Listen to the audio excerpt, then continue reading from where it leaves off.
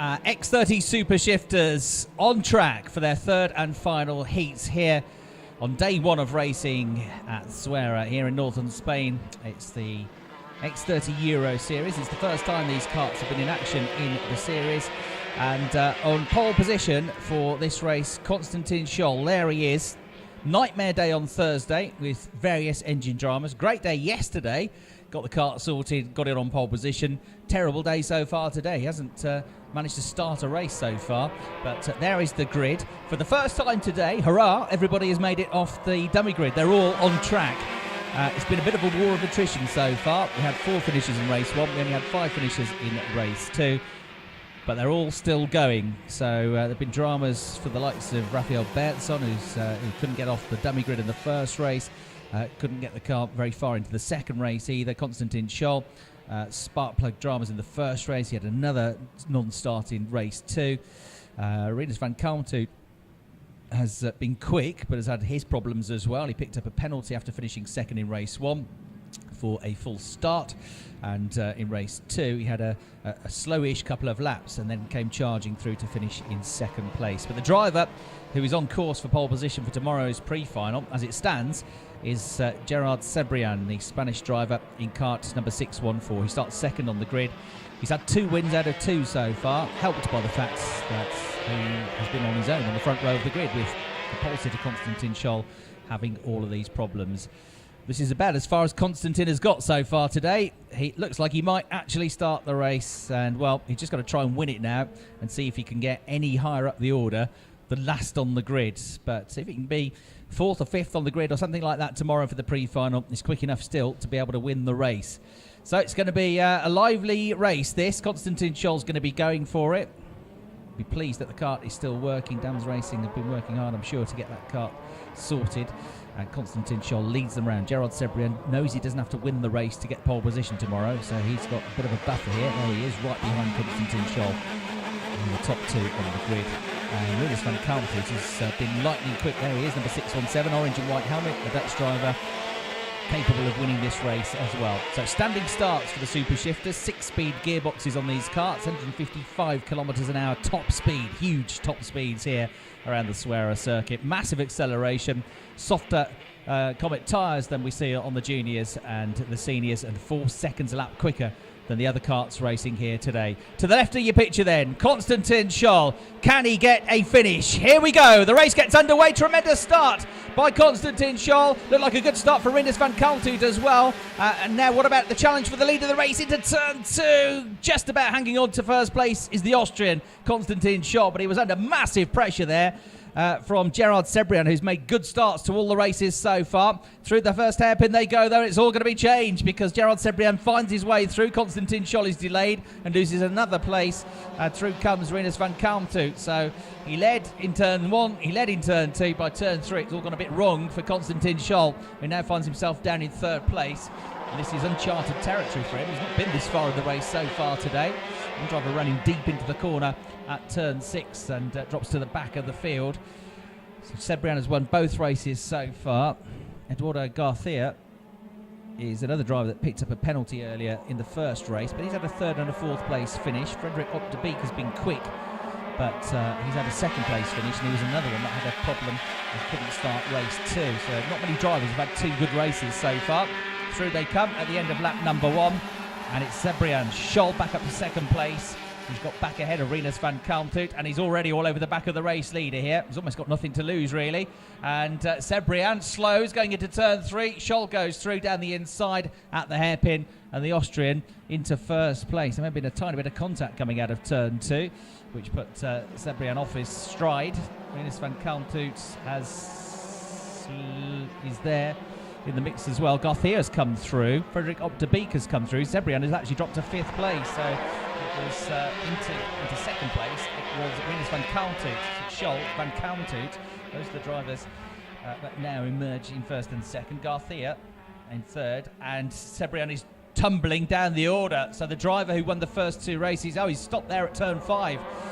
So problem with the car, that was him slowing coming out of turn 2.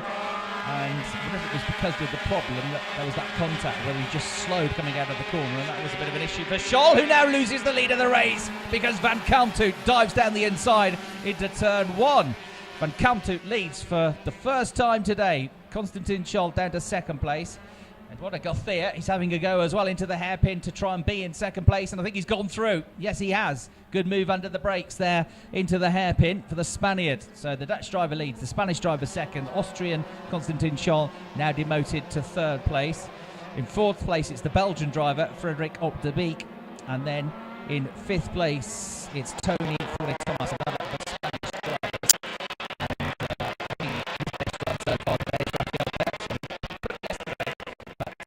All sorts of issues as well. So all good so far for most. Tony's dropped the place. He's lost one position to Fanis, who's come up into sixth place now.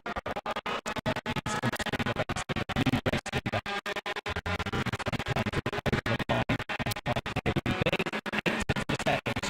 Fastest lap of the race. It's the first time he's been up in the mix this early in the race. The other two heats had slow-ish starts and then had to chase down the race leader and almost caught him up on both occasions. But now he's at the head of the field and, you know, still looking like he could get a good grid out of this. What's he had? What will he have had so far? He would have had a first, a second and a third. So he could even get pole position here if results go his way with Gerard Sebrian out of this one. First, a second, a third for him. It's going to be 2 wins and an 8th place for Gerard Sebrian. So yeah, despite everything, Rinus Van Kalmthout could be on for pole position here by my reckoning. Look at the gap he's already got over Konstantin Scholl, who is looking much more like it now, and they're in second place. The kart is seemingly sorted. Of course, he's missed out on, you know, some track data and some track time today, given the fact that he hasn't really turned a wheel in anger so far in the races. We're just about coming up to half distance then. 4 laps gone of the 9, and the race lead is extended to 1.1 seconds because Rinus Van Kalmthout now does the new fastest lap of the race. There it is on screen, 61.64 seconds. Garcia into second place. Konstantin Scholl is third and struggling a bit. His last lap was a 62.4, and he's only just in front of Tony Thomas. So struggling slightly here is Konstantin Scholl in these conditions, much hotter than they've been used to in all the practice and qualifying sessions so far. And Konstantin hasn't been out in anything above 28-degree heat. It's now 32 degrees. So Konstantin just trying to get the data ready for tomorrow and pick up at one finish and try not to be too far down the grid for the start of the race tomorrow for the pre-final. There is the battle for third place. Then Konstantin Scholl with the yellow helmet, the blue and white kart colours, the bodywork just about hanging onto the place. There is the race leader going through turn 1 down towards the braking zone for turn 2. Rinus Van Kalmthout now 1.6 seconds clear of Eduardo Garcia, and a change for third at turn 2 down the inside of Konstantin Scholl goes Forney. We got a stoppage at turn number 1, yellow flags waving. And contact further down the order as well, down at the hairpin. That is that Konstantin Scholl who's gone off the road. So suddenly, drama's striking here in the race, and they're dropping like flies again. This time, though, it's through incidents rather than anything else. So who's the kart that's being pushed off? I think that's Garcia. So we lost Garcia at turn 1. He stopped. And so up into second place suddenly from the back of the grid is every bit is Stefanis. 6.8 seconds down on the leader, but he's in second place. So Van Kalmthout leads. Stefanis in second place, and up to third position now comes Tony Thomas. Konstantin Scholl went off the road and coming together, I think, down at the hairpin at turn 3. I don't get a great view of that corner, but Konstantin Scholl has got back on the track, but he's in fourth place. Garcia is out. So we've also lost Rafael Bertson. And we lost a lap ago, Frederik Op de Beek out of the race as well. And we lost earlier on the driver who's won both the races so far, Gerard Sebrian. So again, we've only got 4 runners left in the race. It was all looking so good after a few laps when they were all still going. Down at turn 6 is the race leader. There he is. Yeah, into the pits comes Konstantin Scholl. So Konstantin Scholl now drops out of the race. It's been a nightmare day for him, I'm afraid. Hopefully the pattern will follow good day, bad day, good day, bad day, because good day on Thursday, bad day on Thursday, good day on Friday, bad day today, maybe we'll have a good one tomorrow and get back in the mix. Rinus van Kalmthout then, it certainly looks like he's on pole position now, if he stays where he is and if there's no further dramas, because despite the penalty he picked up this morning for the jump start, he still finished third in that one. He finished second in Heat 2 and he's winning this one, and nobody by my reckoning has got as good a set of results as that. So Rinus van Kalmthout has had a slightly torrid day. He's had to battle hard after trouble at the start of races, but he's certainly had very good speed, and he's just got a lap and a half now to hang on to this and setting himself up nicely for perhaps pole position tomorrow.